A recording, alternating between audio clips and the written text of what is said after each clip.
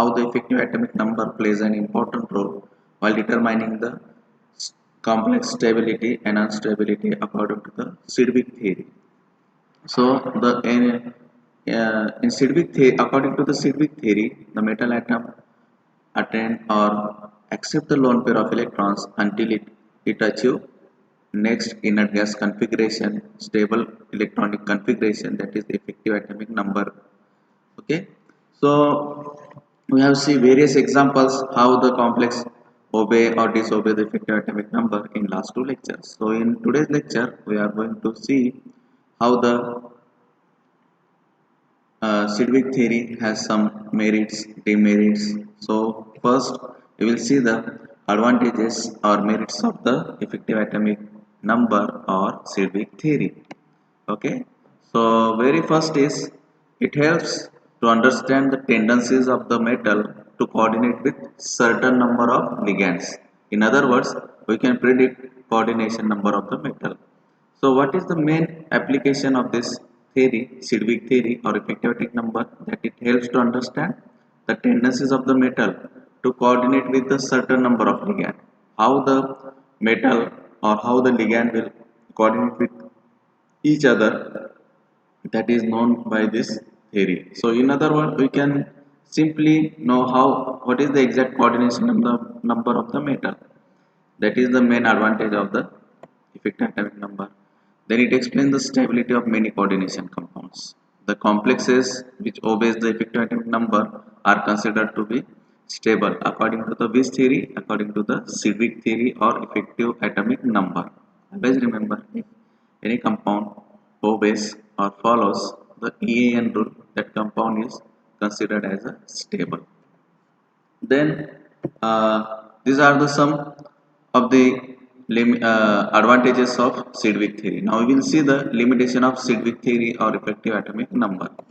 So the very first limitation of this complex is the complexes in the table show that effective atomic number rule cannot be uniform applied to all complexes. There are many exceptions to effective atomic number rule, so that it cannot be considered as a theory.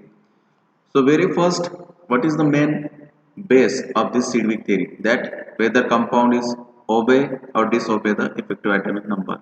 So we have seen the several examples in our earlier lectures that there are several compounds which obey or disobey the effective atomic number. Though some of the complexes do not obey the effective atomic number, but still they are the stable. And how this controversy is there, that is not explained by the Sidgwick theory. So this is the one of the main limitation, that some of the there are some exceptions to the effective atomic number.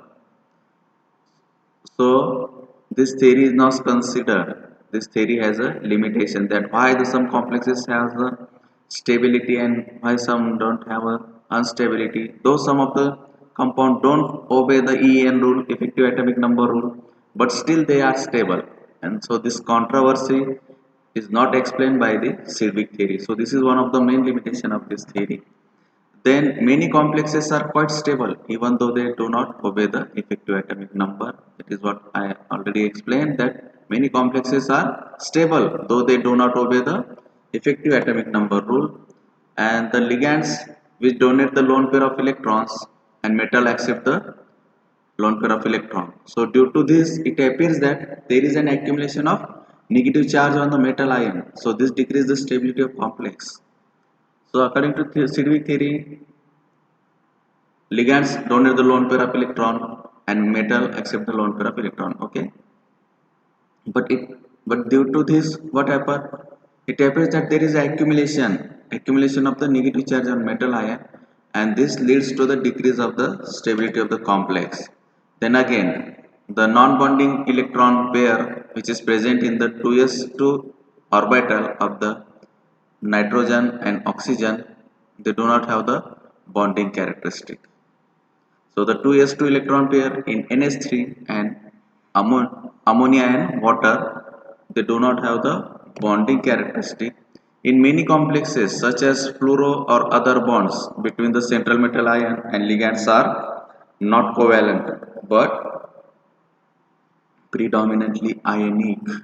So this is the one of the again limitation of the Sidwick model, that whenever the complex form between the fluorine or other complexes or fluoro or others, the bonds between the central ion and the ligands are not covalent but predominantly ionic.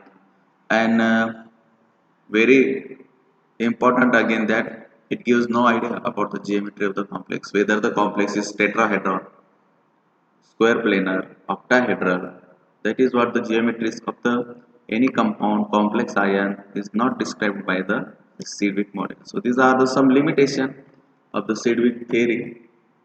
Then we will see some examples, okay, final examples of the some of the complexes which may be asked in the examination. So these are the very important in the point of examination.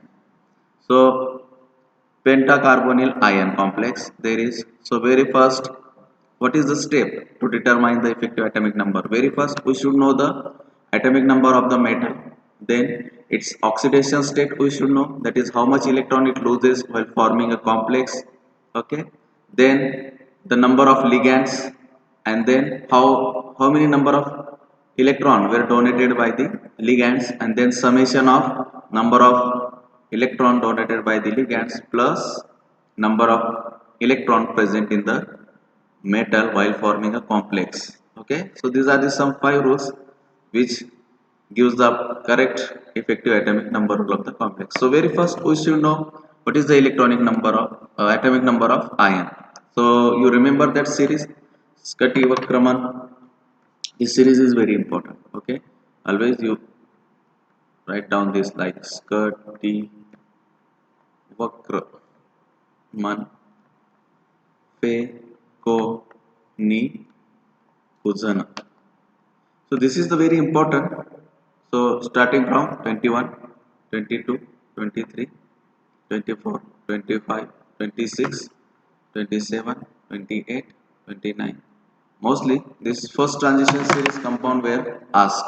Okay, so you have to remember this atomic number, which is very important while calculating the effective atomic number.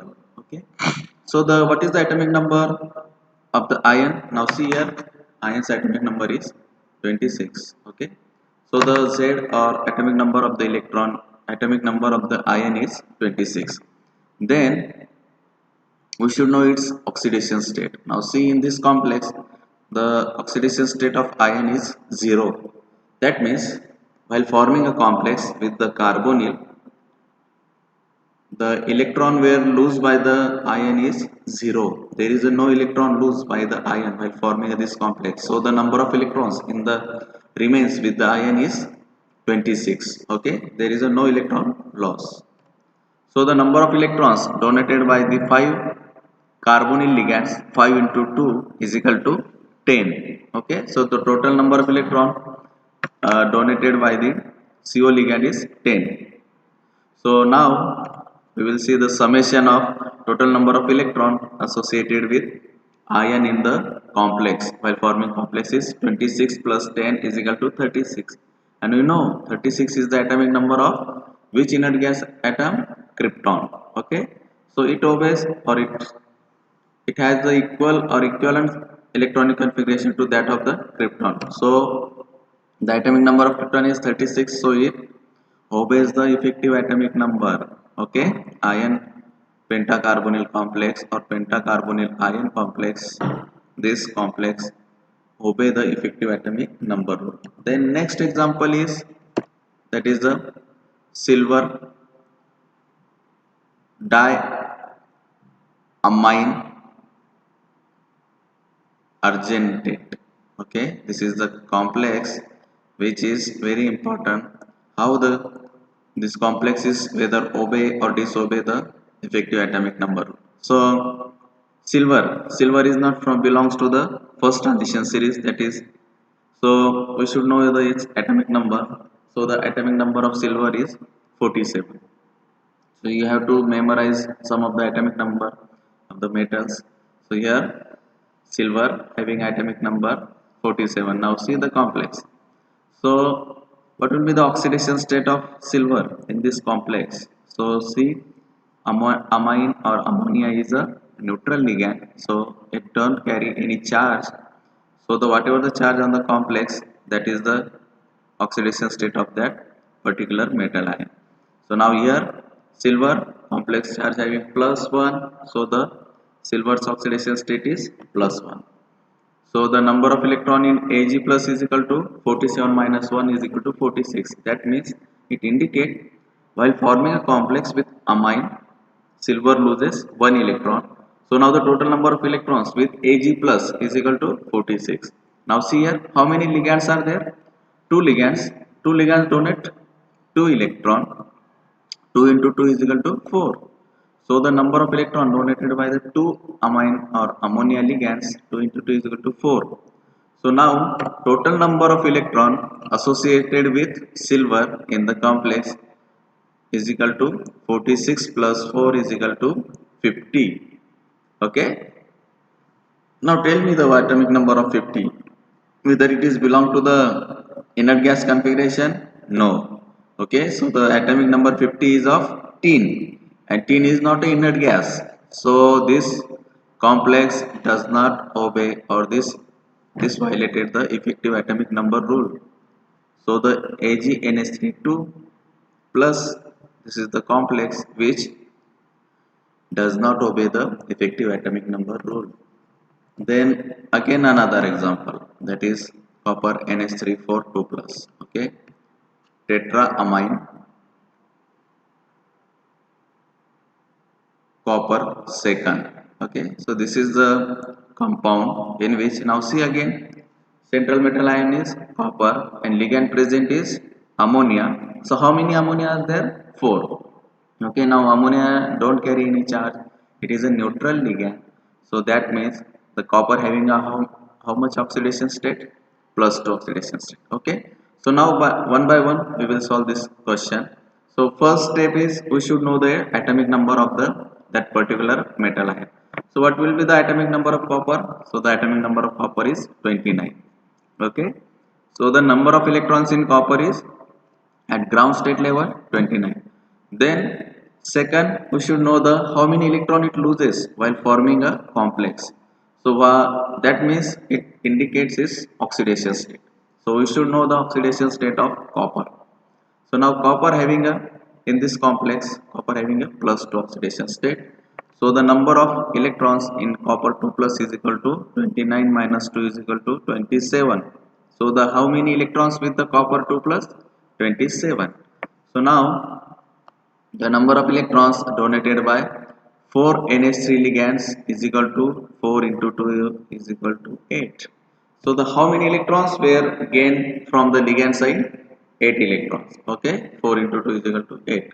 So now calculate the total number of electron associated with copper in the complex is 27 plus 8 is equal to 35, and we know the atomic number of krypton is 36. So the atomic number of 35 is of bromine, and bromine is belong to the halogen family, it does not belong to the inert gas family. So the complex copper NH342 positive does not obey the effective atomic number, or this is the so this compound is not stable according to the Sedgwick theory or effective atomic number rule. So there is again one example of palladium. Palladium forms a complex with the ammonia. So there are 6 ligands of the 6 molecules of the ammonia, and here is the oxidation state of metal is +4. So we should know the atomic number of the palladium, and it is 46. Okay, so these are the very important points or questions which may be asked in the exam. For that point of view, you should know the atomic number of silver, palladium, like this, and the first transition series you should know. Okay, so the atomic number of palladium is 46, and what is the oxidation state of palladium in this complex? That is 4. Okay, +4. So the number of electron loses by palladium while forming this complex is 4. So now the total number of electrons in palladium 4 plus is equal to 46 minus 4, which is equal to the 42 electron. So the how many electron with the palladium? 42. Then how many ligands are there? 6. Then and each ligand donate 2 electron. So the total number of electron donated by 6 ammonia ligands is equal to 6 into 2 is equal to 12 electrons. Okay. Each ligand donate how much? How many electron? 2 electron. Okay. So there are 6 ligands. That means 6 into 2 is equal to 12. So the total number of electron associated with palladium in the complex is equal to 42 plus 12 is equal to 54. So the we know and 54 atomic number is of xenon and it is the inert gas. So effective atomic number rule is obeyed, or we can say that according to the Sedgwick theory, the palladium NH36 4 positive complex is stable. Okay, so these are the some of the example. Then again, these are the some questions which are very important on the Sedgwick theory or this chapter. Okay, so what are the merits and demerits of the Sedgwick theory? This question may be asked. Then again you have to calculate for the homework or for practice. You should calculate the effective atomic number in the FeCN64 minus or chromium NH36 3 positive. These are the sum of the complexes which for the practice purpose you can solve the is whether the compound obey effective atomic number rule or not. Okay, so these are the some of the questions which are very important in the point of view of examination. So this is all about the Sedgwick theory. That is, Sedgwick theory gives us the whether the complex obeys the effective atomic number rule or not, and according to that it determines whether the complex is stable or unstable. If it obeys the effective atomic number rule, that means the complex is stable. If it don't obey the effective atomic number rule, that means complex is unstable.